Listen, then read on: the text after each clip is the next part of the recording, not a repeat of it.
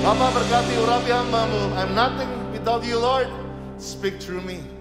Speak through my heart. Dalam nama Yesus. Semua katakan amin. Silakan duduk saudaraku dikasih Tuhan. Oke, fasten your seatbelt. Saya nggak akan lama. I hope in 20 minutes we are done. 3 bulan sudah kita lewati 2022. Masih ingat tahun 2022 Pak Niko katakan adalah tahun paradigma yang baru. Katakan paradigma yang baru.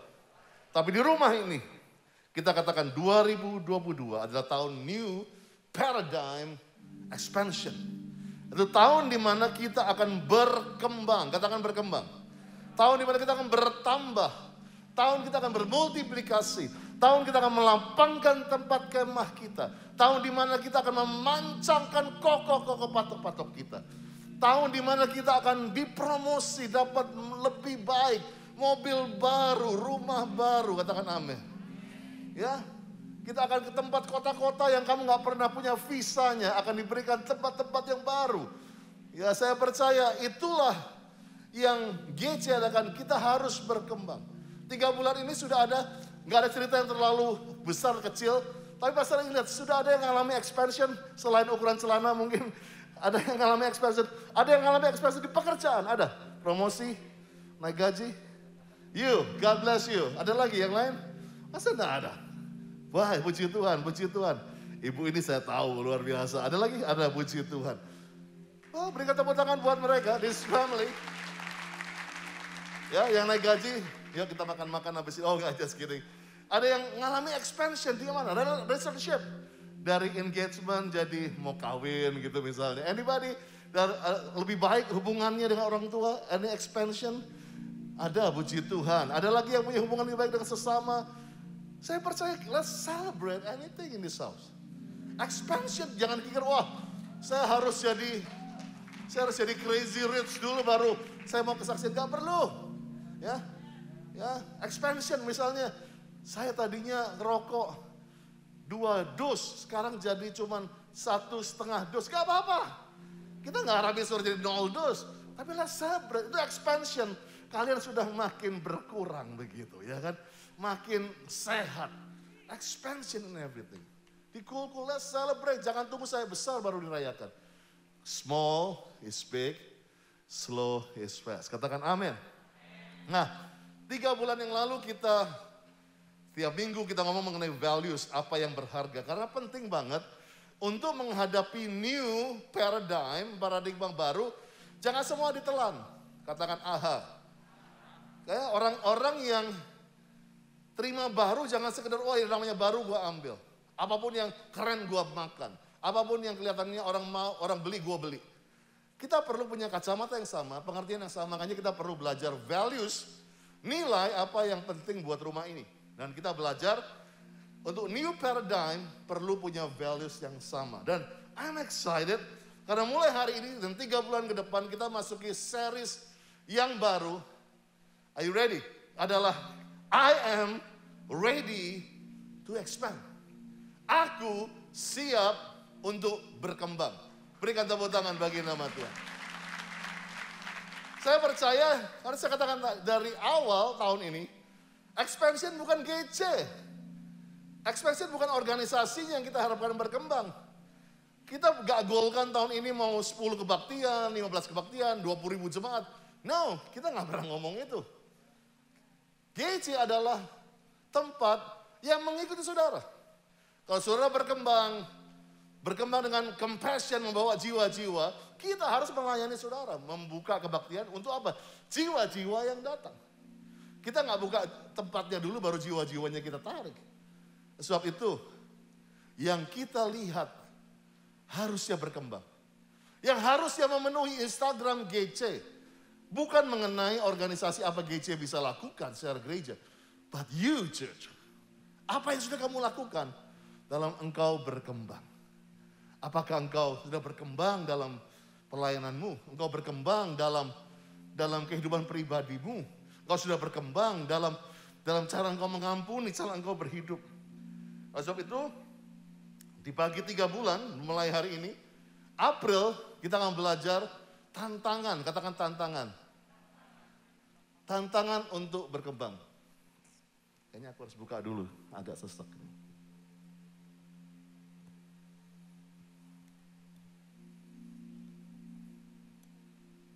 April kita akan belajar tantangan untuk berkembang. Karena saya percaya hidup adalah penuh tantangan, tetapi Tuhan menyertai kita. Kita harus mengerti the threat. Gak hanya opportunity, gak hanya strength, tetapi harus tahu ada threat-nya kita untuk berkembang itu apa. Dan April ini penting sekali untuk jujur, katakan jujur. Sesuai values rumah kita ya kan, jujur, honesty. Bisa gak jujur hari ini, inilah tantangan hidupnya aku supaya aku gak bisa berkembang. Mei, kita akan belajar mengenai cara pikir untuk berkembang. Karena kebanyakan orang gak bisa berkembang karena cara pikirnya salah. Cara matematikanya salah. Dan Juni kita akan belajar mengenai mempertahankan atau membentuk kebiasaan yang sehat. Nah pertanyaannya hari ini, apa yang membuat Anda tidak bisa atau belum berkembang? Let's be honest. Let's think about this. Apa sih yang buat aku gak bisa berkembang? Are you stuck? Kan Yesus tidak pernah berubah dari dulu sekarang sampai selamanya, Pastor. Gua juga. Gitu. No, it's not about that. Yesus berkata itu mengenai kesetiaan. Dia tetap setia sama engkau, walaupun engkau tidak setia. Yang mengerti katakan amin. Yesus berkata aku gak berubah itu bukan berarti Tuhan tidak berkembang. Tuhan dari manusia biasa menjadi nama di atas segala nama. God, Jesus, mengalami expansion. How about you? Apa engkau sedang stuck hari-hari ini? Ada sesuatu yang kalau kamu berkembang tiba-tiba ada yang kayak nahan kamu. Mungkin kamu sudah menerima itu sebagai kutukan. Mungkin nasib saya begini, takdir saya memang porsi hidup saya cuma segini. Ingat hari ini, jangan pandang dirimu, tapi pandang Tuhan dalam engkau. Dia lebih besar daripada apapun di dunia ini. If you see God so small, that's why kamu gak pernah menang. But if you see God is so big in you, apa yang Yesus bisa lakukan di dunia ini, engkau bisa lakukan bahkan lebih besar. Come on, berikan tepuk tangan bagi nama Tuhan. Nah, saya akan bahas pertama ini, seri yang pertama dari challenges, tantangan untuk berkembang adalah tantangan yang paling membuat kita gak bisa berkembang adalah, ready? Alasan. Sering kali tanya, kenapa bro lu gak mau, kenapa lu gak mau ambil S2? Because, karena selalu ada kata karena. Well, you know, selalu kita punya alasan di belakang kita. Selalu kita punya 1000 macam, kenapa sih gak kawin-kawin? Because, lu kenapa sih gak mau ambil kursus supaya lu bisa naik pangkat? Because, a lot of because, a lot of why. Dan kita pernah ngalami gimana kita masa-masa di sekolah dulu. Kalau kita gak buat PR, maka ada 3 macam kata alasan dalam bahasa Inggris, yaitu excuse, reason, and becauses. Semuanya alasan. Indonesianya masalahnya semuanya alasan kalau di Indonesia. Tetapi kalau kita mau jelaskan di sini, excuses adalah alasan yang kalian buat-buat atau skenario. Kenapa nggak buat PR, Kevin? Anjing gua lapar, dimakan PR gua begitu. That's your excuse. Tapi ada reasons atau alasan yang sebenarnya adalah gua lupa gitu. That's the true reason. Tapi ada becauses adalah satu alasan yang sudah kalian simpulkan, katakan simpulkan. Atau alasan yang sudah kalian rumuskan antara angan-angan atau kalian buat-buat dicampur dengan kenyataan. Sampai lu gak tahu bedanya antara reality and fake and palsu. Itu lu buat akhirnya because kalian buat satu pernyataan resmi alasan kenapa gak buat PR. Saya lupa kasih makan anjing saya, sehingga anjing saya makan PR saya. Mungkin itu kalian, yes that's your becauses. Nah, dan excuse adalah sesuatu di mana kalian sebetulnya lagi menghindari tanggung jawab. Alasan yang dibuat-buat itu biasanya kalau kalian tiba-tiba dianggap, ayo kamu harus bertanggung jawab dengan ini. And you start thinking about it. Ayo aku harus buat sesuatu. Kenapa telat? Macet. Banjir. Tapi mungkin alasan sebenarnya apa? ketiduran. Begadang tadi malam. Saya nggak pasang alarm. A lot of reasons, because. Tetapi excuse adalah untuk engkau untuk menghindari tanggung jawab. Waktu ada rasa bersalah atau kegagalan tuh datang pada kita. Dan biasanya kita nggak mau tanggung jawab. Kita tidak mau bertanggung jawab pada kegagalan itu. Tapi kita juga masalahnya kita tidak mau bertanggung jawab untuk belajar dari kegagalan itu. Tuhan mau kita belajar dari kegagalan. Amin. Tere dulu waktu kesaksian bilang, untuk saya belajar dari kegagalan. Sehingga saya dapat suami yang lebih ganteng, suami yang lebih baik. Coba dulu gak gagal. No. Setelah kita lewati hidup kita baru tahu, oh oke. Waktu kita bisa mengakui, yes dulu saya salah jalan. Maka kita juga mempunyai tanggung jawab untuk belajar dari kegagalan itu. Nah, apa artinya reasons? Atau alasan? There are reasons for failures. Setiap kegagalan ada alasannya. Nah, yang menyebabkan kegagalan itu bisa keadaan, bisa orang lain atau eksternal yang punya role dalam kegagalan kita. Tetapi ini, perhatikan. But my behaviors and my decision ini juga punya bagian dalam kegagalan itu. Yang mengerti katakan amin. Seringkali kita gampang, nah reasons ini adalah waktu kita langsung lihat orang lain yang menyebabkan. Keadaan yang menyebabkan, cuaca. Tiba-tiba lampu merah hari itu setiap gue lewat ada urapan yang merah terus. Misalnya, you have alasan ataupun excuse atau langsung circumstances atau people. Tetapi orang yang dewasa, dia harus mengakui dalam kegagalan juga ada kebiasaanku yang jelek. Dan juga ada bagian keputusanku yang membuat aku bisa gagal. Reasons become excuses. Alasan yang benar menjadi alasan yang dibuat-buat waktu kita meninggalkan atau avoiding tanggung jawab kita. Itulah kunci yang paling membedakan antara alasan yang sebenarnya dengan alasan yang dibuat-buat.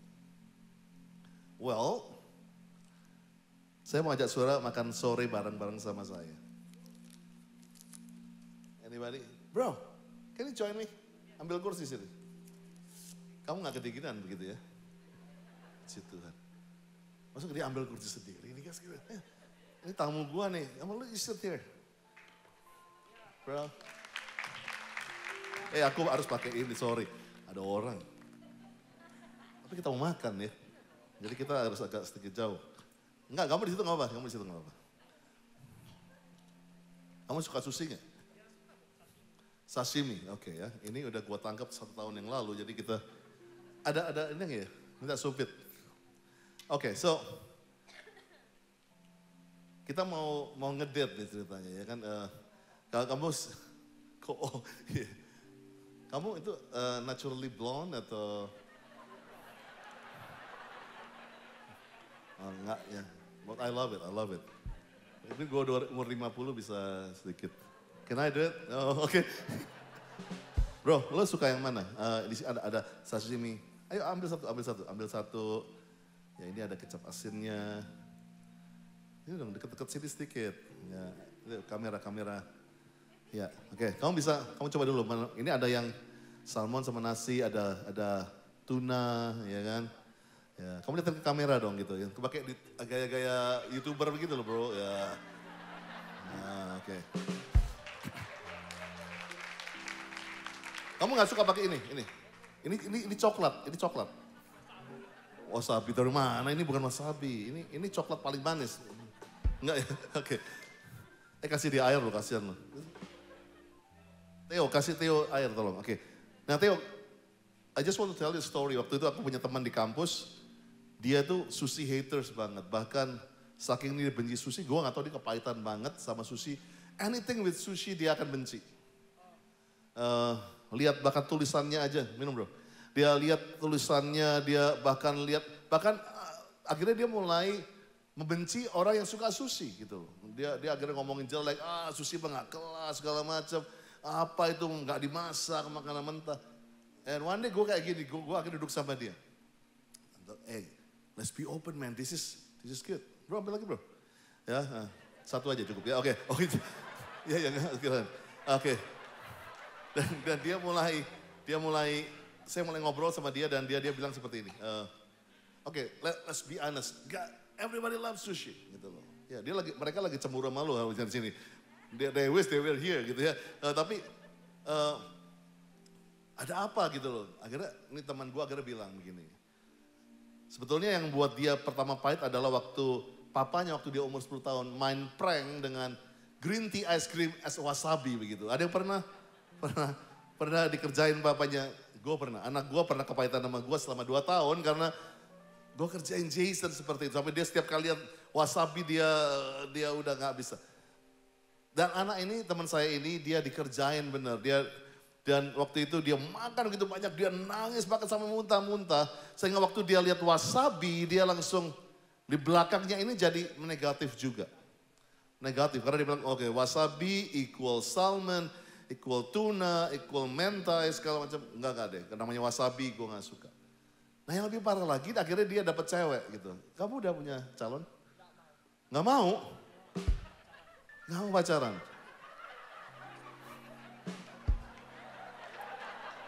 Ini kayak jadi panjang nih, enggak? Oke, kita kembali ke sushi. Panjang nih bro kalau kita ngomong jodoh. Kayaknya lu ada excuse nih kayaknya.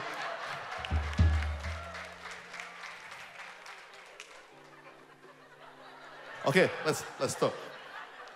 Nah, masalahnya begini, waktu dia akhirnya ngomong, dia akhirnya punya cewek, dia suka banget dan waktu ditanya, dia mau nembak, dia bilang, lu suka makan apa? Dia kaget ceweknya bilang, I love sushi gitu ya kan. Wah dia pikir, wah dia udah negatif thinking, tapi karena dia mau mulai yang baru, dia pikir oke lah coba gue lawan. Dan di restoran itu dia dipesan seperti ini, dia gak jamah. Dia cuma makan telur goreng satu sama sup, that's it.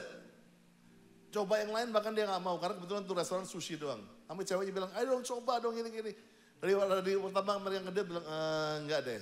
Dia udah ngeliat, dan selama mereka pacaran, memang konsisten, dia don't like sushi. Dan yang lebih, lu gak tahu ya, waktu akhirnya yang lebih buruk, mereka akhirnya putus, you know where? Sushi restoran. Mereka putusnya di sushi karena udah waktu satu mereka berantem, dan di sushi restoran yang sama itulah ceweknya bilang, emang lu kayak begini, lu gak pernah berubah sejak day one. Lu gak pernah mau coba, gak pernah mau berubah, gak mau terima yang baru. You just like you. Dan mereka putus. Kamu begitu juga ceritanya enggak kan? Oh ya, oke, nanti kita ngobrol ya mengenai kenapa kamu tidak mau menikah. Karena menikah itu enak bro.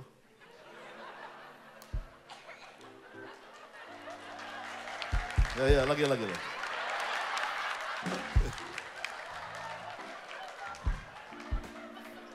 Di sayap sana banyak yang jomblo loh, banyak.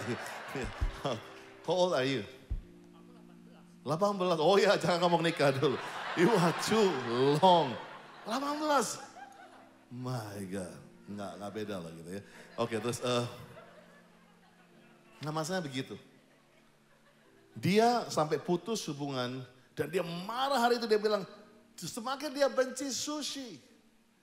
Tapi yang luar biasa, yang kalau kita dengar cerita tadi, dia benci sushi ini tanpa pernah makan sushinya. Cuman karena apa? Ini loh, wasabi yang which is nggak semua orang harus makan wasabi. Kalau mau makan sushi nggak perlu wasabi. Banyak orang langsung bilang nggak mau merit kayak lu tadi gitu ya, nggak mau merit, nggak mau pacaran. Cuman karena ada satu wasabi dalam hidup lu. Mungkin seorang yang pernah buat lo jadi kecut, nangis, muntah, and you just say marriage doesn't exist. Nah masa banyak orang nggak mau terima Jesus, the main portion dalam hidupnya. Cuman karena ada orang-orang sekitarnya yang kayak wasabi begini. Yang jadi batu sandungan, yang jadi yang nusuk lu di belakang. Orang bilang, no, okay. I don't want to be a Christian. Karena wasabi kayak gitu. So, kalau melihat begini. Dan kita bisa sebut bahwa excuse-nya teman saya itu benci sushi adalah karena dia buat ini. Kalau dia bisa bilang seperti ini. Aku kecewa sama papaku karena dia kerjain gue. Everything's different. Dia akan berani coba ini. Karena nggak ada hubungannya wasabi dengan sushi. So ayo bro, nanti 19 tahun kamu berubah keputusan. Sehingga saya bisa, one day I can bless you. Come on Theo, berikan tepuk tangan buat Theo. Everybody, berikan tepuk tangan. Ya, kamu bisa kembalikan kursi kamu. Ya, ya. Self-service di sini. Oke, tolong. I love you. Hallelujah. So, so banyak kita, excuse is just like this. Excuse adalah seperti wallpaper batu ini. Kalian lihat dari jauh, ini seperti batu. But if you become closer, bahkan if you touch this is wallpaper. Tetapi, excuse adalah sesuatu yang kita tahu gak benar, seperti wallpaper ini. Excuse adalah sesuatu yang kita buat, wah gue gak bisa karena ada tembok. Padahal you know it, tembok ini cuman wallpaper yang bisa ditusuk begini aja. Gak perlu pakai panggil anaknya kubusir untuk ini, gak perlu. You just begini aja udah robek dia. You know it, kamu tahu itu. Tapi banyak orang akhirnya excuse menjadi reason sama dia, karena dia nggak bisa terbuka, dia nggak bisa jujur, dia mulai tutupi excuse itu. Banyak kenapa kita dalam bahayanya banyak perkawinan mulai dari excuse, akhirnya jadi reasons, akhirnya jadi because yang kamu sebetulnya waktu istri bilang, kenapa sih lu gak bisa berubah? Gue kayak batu nih, emang gue kayak begini, emang gue orangnya begini. Padahal kalian tahu, kalian tadinya gak begitu. You know, you are just faking it. Kamu ngalami excuse karena kamu pernah kesel karena wasabi itu. Kamu pernah kesel karena apa aja, orang label kamu pernah patah hati. Kamu gak sekeras ini sebelumnya.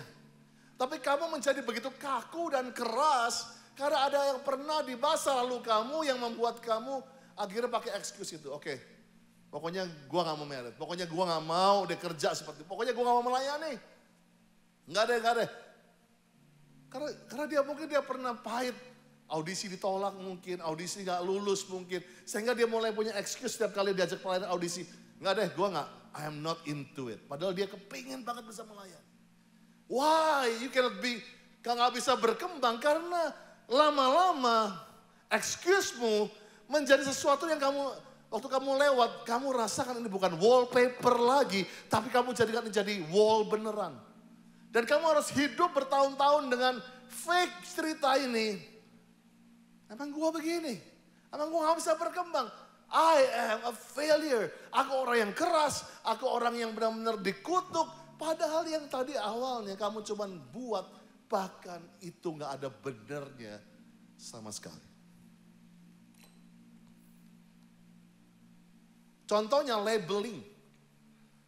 Kita hidup dengan begitu banyak label. Kita hidup dengan, dan label menjadi sesuatu merek yang kita gak pernah tahu, tapi karena orang kasih merek itu ke kita. Karena kita selalu tepat waktu. Maka this is Mr. On Time. Tepuk tangan buat Mr. On Time misalnya. Padahal kalian gak tahu dulu dia pernah terlambat. Untuk menyatakan cinta sehingga ditelikung sama temannya. Sejak saat itu dia berjanji, I will be on time. Kalian gak pernah tahu kan. Kalian pikir dia dari born, dia on time. Dan kita gampang melabel orang. Kita gampang bilang, dia orang yang gak ramah. Dia orang yang gagal. Yabes pernah ngalamin begini, dia bahkan ibunya nggak tahu punya mimpi apa, dibilang oke, namamu sakit. Nah, Yabes artinya sakit. Jadi dia lahir walaupun itu cuma diberi nama, tapi nama itu bukan hanya sekedar wallpaper, tapi nama itu menjadi wall beneran bagi Yabes. Sampai satu hari Yabes tahu yang namanya kata berdoa. Doa orang benar dengan yakin doakan besar kuasanya, proses. Waktu kita tahu kata doa yang perlu intimacy, kata doa yang perlu tahu sesuatu power above him, dia tahu doa Yabes dinaikkan di depan wallpaper ini. Karena dia tahu apa yang ibunya bangun dalam hidupnya, tembok ini. Apa yang iblis katakan, engkau orang yang sakit. Waktu dia doa, berkati aku berlimpah-limpah, perluas daerahku, tanganmu menyertai aku. Berulang-ulang dia berdoa, Kata doa Yabes karena berulang-ulang doanya khasnya Yabes. Mungkin dia harus menghadapi season di mana dia mulai terima, emang ini wall beneran. Tapi saya ingat waktu Alkitab berkata, dan Tuhan mengabulkan.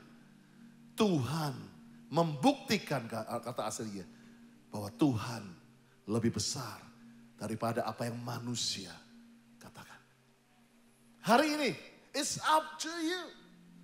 Kamu punya 1000 macam excuses atau reasons atau because yang udah mix up. Saya nggak tahu yang benar yang mana. Ada benernya tapi malam ini let's be honest. Dan banyak orang konseling sebetulnya itu cuma asumsi, label orang tua, kutukan paranormal, kata teman, labeling next. Waktu orang berkata, kita gampang bilang, this is me. Padahal ini orang cuma asal ngobrol. Ada faktor eksternal dan internal. Kita sekali blaming hal-hal itu. Dan ini masalahnya. Tanpa kita sadari. The excuses. Paper wall ini. Bisa menjadi king dalam kehidupan kita. Apa sih yang raja lakukan? Govern. King bisa menentukan yes or no. Bisa atau tidak bisa. Legal atau legal. Tanpa kita sadari waktu wallpaper ini bukan hanya sekedar kertas. Tapi kita percaya ini benar-benar menjadi resminya gua. Gak bisa berkembang karena ini. Dia menjadi raja atas kita. Dia bisa bilang oke, di sini kamu bisa, ini kamu gak bisa. Ini kamu boleh, ini gak boleh. Dan kita menjadi tawanan daripada excuses yang kita tahu itu kita buat sendiri. Itulah ciptaan kita, excuses tadi. So let's go to the Bible, Ibrani 12 ayat 1. Karena kita mempunyai banyak saksi bagaikan awan yang mengelilingi kita. Mari kita meninggalkan semua, katakan semua. Semua beban dan dosa yang begitu merintangi kita. Berlomba dengan tekun dalam perlombaan yang diwajibkan bagi kita. Bahasa Inggris ya. And I love this. Let us throw off everything. Bisakah hari ini kita melemparkan semua hal yang merintangi? That hinders. And I love this. The sin. Dan dosa yang merintangi. Kenapa ayat ini berkata mengenai dosa? Karena dosa adalah sesuatu yang menyakitkan orang. Catat ini. Sin is hurting people. But sin can hurt you juga. Dosa bisa menyakitkan engkau juga. Dan one of the biggest sin, salah satu dosa yang paling klasik adalah bohong. Lying. Berkata tidak benar. Hari ini, have you been telling the truth? Apa engkau sudah berkata benar mengenai engkau? Mengenai dirimu, Filipi 3 ayat 13-14. Saudara-saudara, aku sendiri tidak menganggap bahwa aku menangkapnya. Tapi ini aku lakukan, aku melupakan apa yang di belakangku dan mengarahkan diri kepada apa yang di hadapanku. Berlari kepada tujuan meroleh hadiah yaitu panggilan sorgawi dari Allah dalam Kristus Yesus. Yesaya 43 berkata, jangan ingat hal yang dahulu, katakan amin.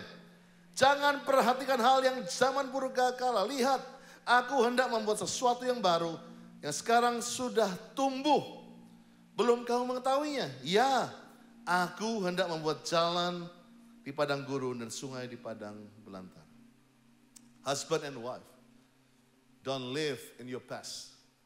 Yes, kita masuk pernikahan punya bagasi masing-masing. Tetapi ingat, kalian bukan lagi dua, tapi jadi satu. Seringkali excuse ini kita bawa. Dan tanpa kita sadari, perceraian itu sebetulnya bukan karena aslinya kamu seperti itu. Aslinya kamu gak suka berselingkuh. Tetapi karena sudah ada trademark yang sudah dicapkan di kamu. Tapi mungkin ada sesuatu deep down yang membuat kamu berselingkuh. Rasa gak dihargai. Bahasa kasih yang gak pernah kamu dijawab pasanganmu. Atau waktu sekadar penghargaan yang diperlukan oleh engkau. Tapi semua orang sudah taruh itu dalam kehidupanmu. And I think this is what we should do. All of us, including me. Kita harus minta maaf pada diri kita sendiri. We owe an apology to ourselves. Kita abuse diri kita. To be somebody. Padahal kita lupa bahwa alasan yang sebenarnya kita tahu. Alasan yang sebenarnya mungkin kalau anak itu boleh bilang adalah, I hate when my dad play prank on me. Waktu dia ngerjain gue, I hate that. I respect my dad. Mungkin seperti itu. Mungkin dibalik semua, kenapa kamu gak melayani? Karena kamu pernah dikecewakan oleh hamba Tuhan. Can we be honest? Jangan kamu bilang, enggak deh, gue enggak lah, pelayanan bukan buat gue, pelayanan mah bukan, gue sih enggak lah, gue itu marketplace. Padahal lu tahu lu mau melayani. Tapi karena apa? Ada satu excuse sebetulnya yang kamu buat semuanya itu, tapi aslinya adalah, I hate Christians. I hate pastors. I hate that speakers. Karena dia pernah hancurkan hidup gua. Well, you know, marriage is not about me. Mungkin gua nggak mau married, padahal kalau kamu bisa honest malam ini. I am hurt. Gua pernah sakit. Gua pernah dianggap sampah. Gua pernah ditelantarin begitu aja. Sejak hari itu, this become your excuse. I don't want to get married. That's it. That's me. Padahal kalau mau be honest. Makanya pastor bilang, you owe a big apology to yourself. Nah, apa yang pastor tadi sampaikan dari depan sampai detik ini, itu kalian bisa dapatkan di semua seminar motivator. So, kenapa dikotbahin pastor? Ini kan bukan motivator tempat. Karena saya ambil ini, semua poin-poin saya ambil banyak dari buku Leadership Management. Orang dunia mau percaya bahwa masa lalumu seringkali hanya momok yang kamu gak pernah ada. Monster di closet yang kamu buat. Orang dunia pun tahu. That's your paranoid, bro. Gak akan terjadi. Come on, kamu bisa motivator kalau membuat engkau lebih baik. But this is kenapa kita bedanya kita dengan orang di luar sana. Kenapa kita disebut Kristen? Karena ada ayat yang berikut ini. Ibrani 12 ayat 2. Kita akan lakukan semua itu, apa yang motivator bilang. Marilah kita melakukannya dengan mata tertuju kepada Yesus. That's the difference. Mata kita gak tertuju lagi kepada this wall. Dunia bilang lawan, hajar wallmu. No. We are tired with this. Ini buatannya Andi, ini buatannya kalian sejak kecil. No, karena Tuhan bilang sekarang ada seorang yang berdiri di sebelah wall itu. His name is Jesus. And your eyes should focus on him. No. This is my wall. Kok Andi gak tahu ini, this is my wall. I hate this. This is the real me. But no, God say, this is enough. Gak ada waktu lagi untuk benci ini. Turn your eyes upon Jesus. Turn your eyes upon Jesus. Upon Jesus, look full in His wonderful face, and the things on earth will grow strangely dim in the light of His glory and grace. Ya, bangkit berdiri sama-sama. Come on, just worship with this song. Turn your eyes. Turn your eyes. Upon Come on, Gece. Jujur yuk di hadapan Tuhan. Jesus, Pandang Yesus saja. full in His wonderful face, and the things on earth will grow strangely dim in the light of His glory and grace. Malam ini banyak becauses, banyak reasons, banyak excuses. Dan semoga kegagalan itu membuat kita terperangkap di tembok yang kita buat sendiri. Mungkin engkau ada di sini. Engkau bahkan udah terbiasa dengan tembok ini. Engkau bilang, emang aku ditakdirkan seperti ini. Aku ditakdirkan jadi anak tirinya Tuhan. Aku ditakdirkan jadi orang yang minder. Jadi orang yang kalah. Jadi orang yang mau bunuh diri. Jadi pezina. Karena orang tua aku seperti itu, aku gak akan jauh-jauh seperti itu. Setiap kita pernah gagal. Setiap kita pernah jatuh. Tapi hari ini, bedanya kita dengan orang di dunia ini. Kita punya kesempatan to turn our eyes upon Jesus. Orang dunia hanya bisa melihati semua ini dan menangisi dirinya dan menyesali. Tapi kita punya seorang pribadi yang namanya Yesus yang berkata, kalau aku hidup, because He lives, we have tomorrow. Karena Dia hidup, kita punya hari esok.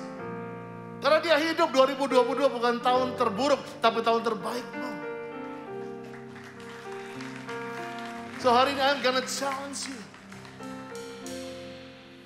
I'm gonna challenge you untuk jujur dengan Tuhan. Aku digerakkan sejak tadi. Ini akan saya lakukan. Kita akan nyanyikan lagu ini. Bagi saudara yang mau, yang sungguh-sungguh mau, yang berkata, aku perlu Yesus. Saudara bisa bawa tas saudara nanti. Dan nanti para asyir akan buat jarak, saudara gak akan berdekatan. Kita akan doakan saudara. Nanti saudara bawa tas karena apa? Biarkan nanti doa berkat dan saudara tetap nikmati aja di depan sini. Ingat, kita mau hargai yang mau pulang lebih cepat, that's okay.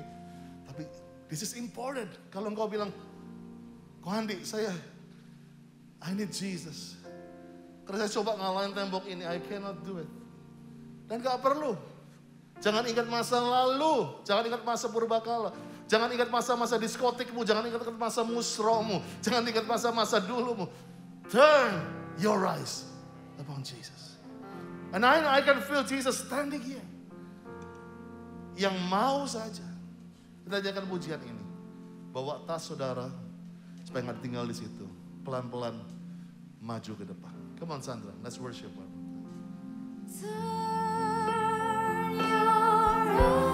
Undangan ini buat semua. 1-2 orang pun, I'll pray for you. Come on, just go. I know berapa orang udah nggak tahan lagi. Maju ke depan. Love you, bro.